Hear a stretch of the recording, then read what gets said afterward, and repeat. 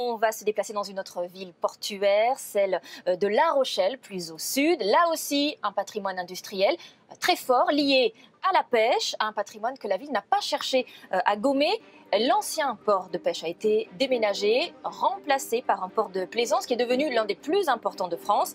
La Rochelle a su évoluer, se transformer. Olivier Rioux, je vous laisse raconter la suite. Vous êtes sur un bateau du musée maritime de La Rochelle. Oui, bonjour Marie-Sophie, nous sommes sur le Francin, sur le pont supérieur de ce bateau qui se visite pour les Journées du patrimoine.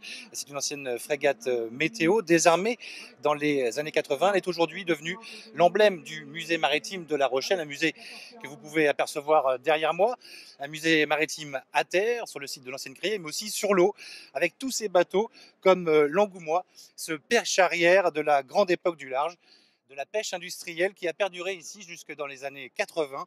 Il faut imaginer, hein, ces bateaux partaient pêcher la morue sur les bancs de Terre-Neuve, des campagnes de plusieurs mois, et déchargeaient à leur retour, là, à l'Ancan, à l'ancienne criée, des milliers de tonnes de poissons qui ont fait la richesse des armateurs, leur fortune, et aussi la renommée de La Rochelle. Aujourd'hui, cette criée a gardé son architecture.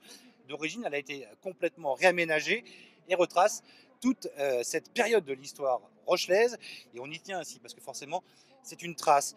Parce qu'à la fin de cette grande époque, la ville a su rebondir. Elle s'est tournée vers d'autres bateaux, vers d'autres métiers, vers la plaisance. Nous y voilà. L'industrie nautique, en fait, est devenue le moteur, l'architecte de ce qui est devenu La Rochelle.